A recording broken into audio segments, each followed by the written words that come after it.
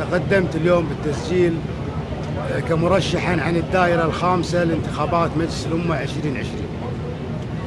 احنا اليوم صراحة بعد الخطاب السامي، الخطاب التاريخي لسمو الأمير الذي ألقاه نيابة عنه سمو ولي العهد، هذا الخطاب التاريخي الذي أفرح كل أهل الكويت ورسم معالم الطريق للإصلاح السياسي الحقيقي.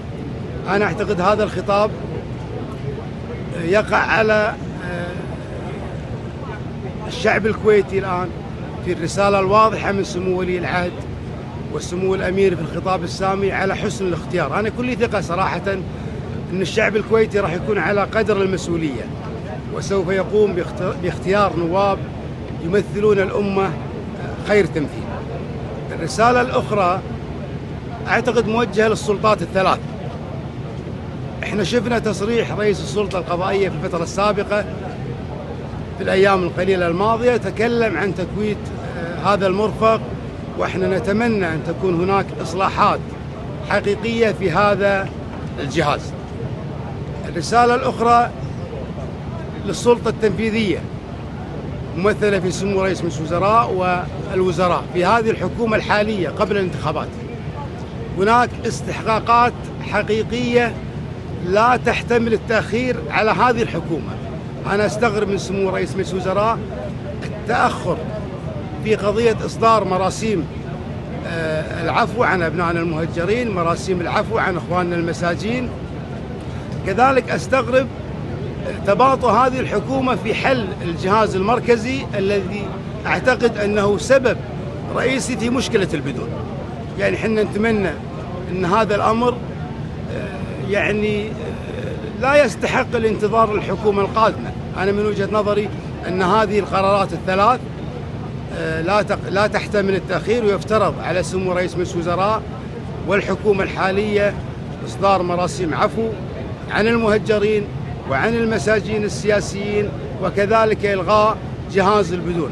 إضافة إلى ذلك، نحن مع كل الخطوات الإصلاحية اللي شاهدناها ولمسناها في الفترة الأخيرة، وإن كانت بطيئة، ولكن نتمنى أن تكون هذه الإصلاحات مستمرة. نقدر ونثمن هذه الحكومة ممثلة في سمو رئيس مجلس الوزراء إصدار مراسيم ضرورة في التصويت في البطاقة المدنية. نقدر كذلك قرار سمو رئيس مجلس الوزراء بمنع النواب السابقين من الذهاب إلى مكاتب الوزراء والمسؤولين، وفي المقابل الطلب من جميع مسؤولين الحكومة فتح مكاتبهم لاستقبال المواطنين. هذه مؤشرات حقيقية يلمسها المواطن العادي، لكن حنا المرحلة القادمة نتمنى أن يكون هذا الإصلاح مستمر.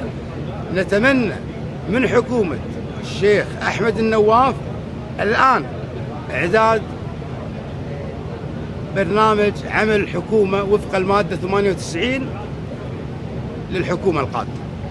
فيما يخص السلطة التشريعية القادمة، أنا أعتقد هناك قوانين لا تحتمل التأخير، قوانين كثيرة. على سبيل المثال لا سبيل الحصر، إن قانون تعديل الدوائر بشكل عادل. يعني وضع الدوائر الآن في الفترة الحالية هو قانون يعني ما هو يعني في دائرة تطلع 250,000، في دائرة 50,000 تقريبا.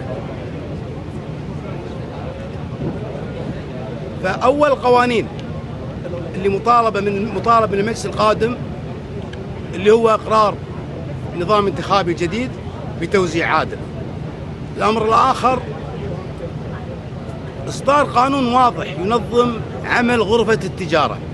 هذه الغرفة التي استمرت لسنوات طوال هي خارج نطاق القانون، يجب أن ينظم قانون للغرفة، غرفة التجارة. الأمر الثالث كذلك في موضوع البدون، يجب أن يكون هناك تشريع واضح لحل هذه القضية. أمر آخر من القضايا المستعجلة في المرحلة القادمة إقرار أو تعديل قانون المحكمة الإدارية فيما يخص الجنسية. قضايا كثيرة في المرحلة القادمة يجب عدم إغفالها. لذلك اليوم الشعب الكويتي يلتمس وهو الداعم الحقيقي لمجلس الأمة وللسلطة التنفيذية. حنا اليوم قاعد نزور دواوين ونلتمس الارتياح الشعبي الكبير من الإجراءات التي تقوم بها الحكومة في بعض المجالات. ومثل ما قلت، هذه الإصلاحات وإن كانت بطيئة لكن نتمنى أن تكون في المرحلة القادمة إصلاحات شاملة. اليوم الشعب الكويتي ينتظر الكثير من السلطة التشريعية القادمة ومن السلطة التنفيذية. يعني أنا تكلمت وحملت في شعاري الانتخابي في هذه الانتخابات إن معا نبني كويت الرفاه.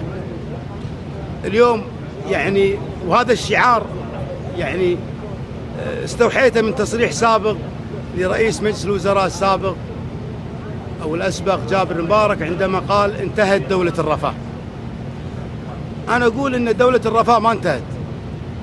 اللي انتهى جابر مبارك اللي بعده طلع صندوق الجيش والصندوق الماليزي وملفات فساد كثيرة. حنا اليوم إذا نبني كويت الرفاه لازم تتضافر الجهود وتوجه الجهود لإصدار قوانين وتشريعات شعبية للشعب الكويتي. اليوم الشعب الكويتي يشاهد الحكومة السابقة والحكومات السابقة تعطي بعض الدول قروض وبعد فترة تسقط هذه القروض. اليوم الشعب الكويتي هو حق بإسقاط هذه القروض. فلذلك أنا متفائل في المرحلة القادمة ومتفائل باختيارات الشعب الكويتي اللي بإذن الله سوف تكون على قدر المسؤولية، وسيكون هناك مجلس داعم ومجلس مشرع ومجلس مراقب للسلطة التنفيذية اللي نتمنى أن تتقدم فور تشكيلها وفق المادة 98 من الدستور بتقديم خطة عملها للمرحلة القادمة بما يجعل ويضع الكويت في قائمة الدول المتقدمة في المنطقة. وأسأل الله التوفيق للجميع، والسلام عليكم ورحمة الله وبركاته.